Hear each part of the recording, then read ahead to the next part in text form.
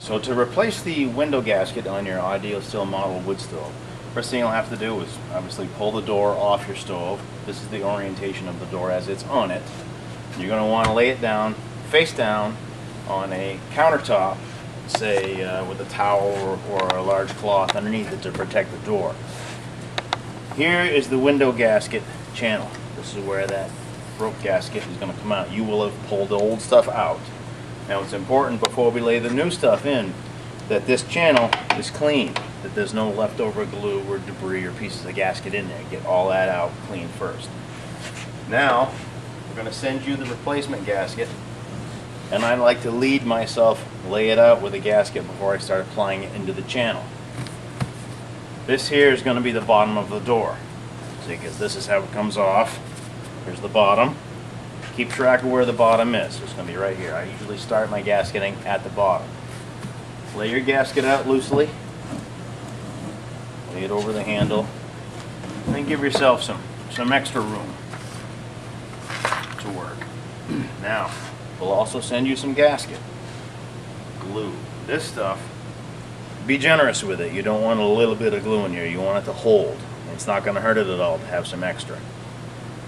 Make sure you get it down the middle of the channel on both sides, as well as into the corners. And like I said, be liberal with it. Put it right in there.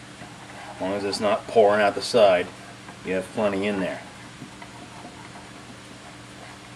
Okay.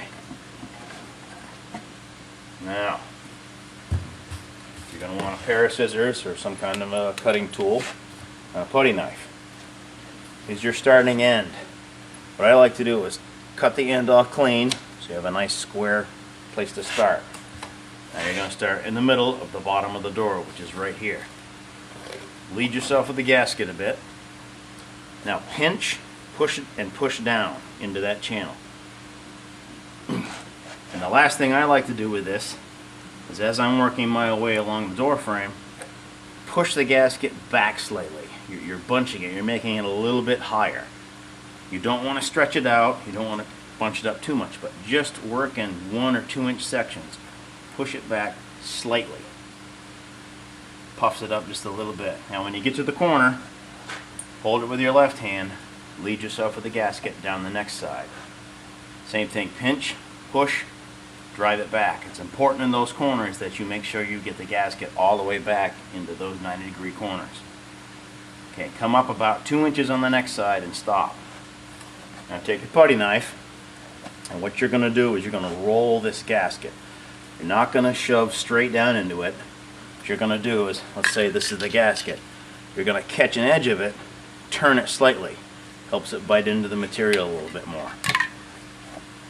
If you go out and get yourself a brand new putty knife, be very careful because they are sharp and you will cut your skin if you're not careful. I hold the gasket with my left hand and I push slightly down into there. That's called rolling it. I'm not getting under it and popping it up. Just catching a little bit and turning. Make your way to the corner. Now come around to the next side. Do the same thing. Pinch, push down, and back. Just slightly. Till you get down to the next corner. Same thing. Hold the gasket with your left hand. Use the putty knife to roll it in one edge. You don't have to do both sides of the gasket. You can get away with one. If you wanted to do two, that's fine too, but all you really need to do is one. Same thing when you get to this back corner. Hold here so you don't lose the work you've already done. Lead yourself with the gasket. Pinch, push down, and back. Just slightly. It's not a lot. It's just maybe half an inch or so backwards. Give it a little bit of height. Hold the corner, lead yourself in the next edge, go back with the putty knife. Hold it with your left hand, roll the gasket in with your right. Take your time, you want to make sure that's seated down in there completely. The glue you've put in the channel should hold it. But you don't want to get going too quickly. Get to the corner, hold it, pinch, push, roll backwards. Push it backwards just slightly.